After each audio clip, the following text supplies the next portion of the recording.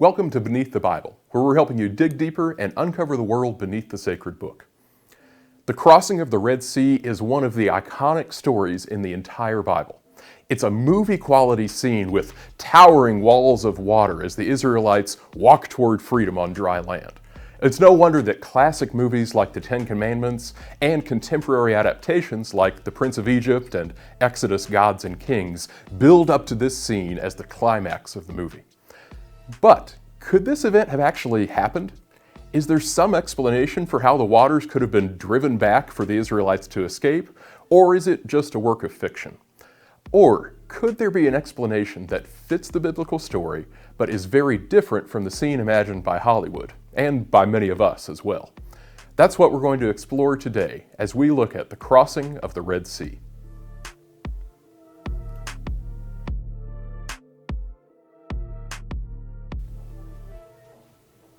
In last week's video, we talked about the route the Israelites took leaving Egypt, up to the point where they were trapped between the sea and Pharaoh's forces.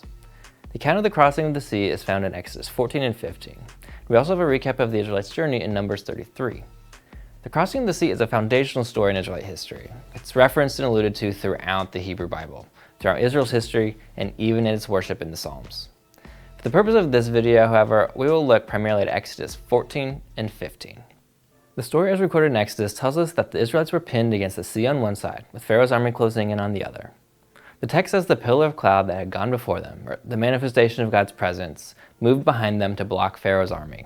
Then Moses stretched out his hand over the sea, and all that night the Lord drove the sea back with a strong east wind and turned it into dry land. The waters were divided, and the Israelites went through the sea on dry ground with a wall of water on their right and on their left. After the Israelites had crossed, Moses again stretched out his hand and the water went back to its place, drowning the pursuing Egyptian army. There are actually two accounts of this story in Exodus.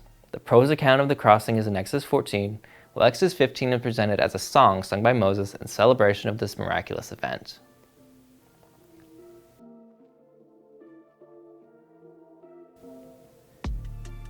According to the probable route we discussed in last week's video, this event took place in what's now called the Suez area, the transition point from the part of modern Egypt and continental Africa to the Sinai Peninsula at the northern end of the Red Sea. This is the area where the modern Suez Canal connects the Red Sea with the Mediterranean.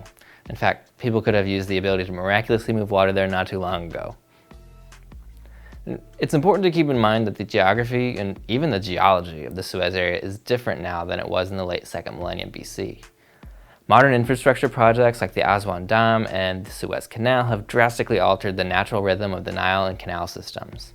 Even ancient infrastructure projects altered the environment, if not to the same degree.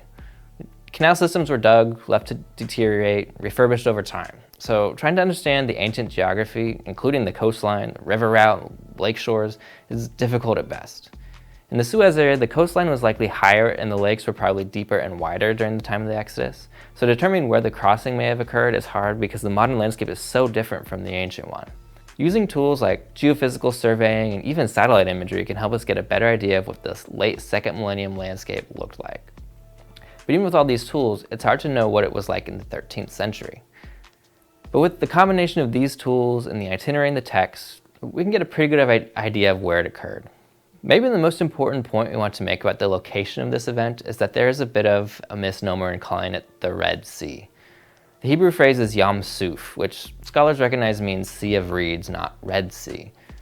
The crossing did not occur through the middle of the body of water now known as the Red Sea.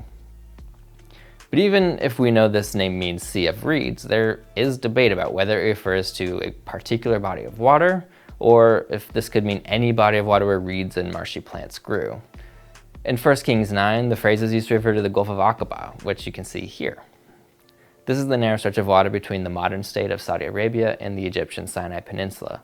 It is the northern extension of the Red Sea. Elsewhere, the Gulf of Suez is clearly being referenced by this name. This is the body of water between mainland Egypt and the Sinai Peninsula, another northern extension of the Red Sea. This here may be what many think of when they think of the crossing of the Red Sea. But the phrase Yam Suf is also used in more ambiguous contexts. And in Exodus 14, it seems to refer to a marshy body of water that had reeds growing in it.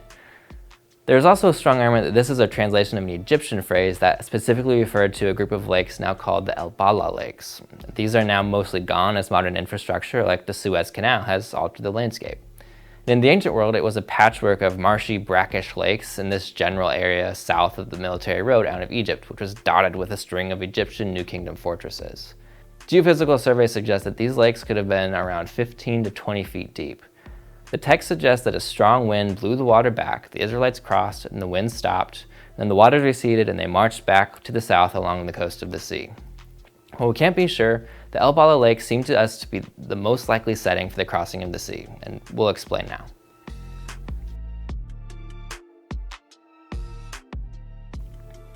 Ultimately, the question of whether the crossing of the Sea of Reeds happened is beyond the realm of historical inquiry. It's a matter of faith.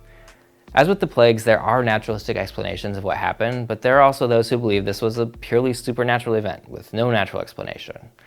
If you believe this is an historical event, you may believe it was a natural event with supernatural timing, or you may see this as a miracle, plain and simple. Either way, the text has some interesting elements that are worth exploring. We want to offer one explanation of what may have happened that is in line with both what we understand of the natural world and what the text says. One theory involves something called wave setdown. This theory was put forward in an article by Carl Drews and Wei-Xing Han, published in the journal PLoS 1. You can find the article information in the description below. In the article, Drews and Han demonstrate that sustained strong winds in the northern El Bala lakes could drive water back and reveal previously covered mudflats. This is consistent with our scientific understanding of hydrodynamics and works with the geology of the area where the crossing likely occurred. It may not have looked much like the Cecil B. DeMille movie version or what we see in The Prince of Egypt with giant walls of water on either side, but it would still be consistent with the text. Now, whether that theory is really what happened or not isn't known. It fits with what the text says, that the wind blew the waters and the Israelites crossed the sea. It fits with the geography and meteorological patterns of the area where the text suggests it occurred. So, if this is what happened, we can see this as a natural phenomenon with divine timing. And one scholar has said, if Israel saw the hand of God, the historian certainly has no evidence to contradict it.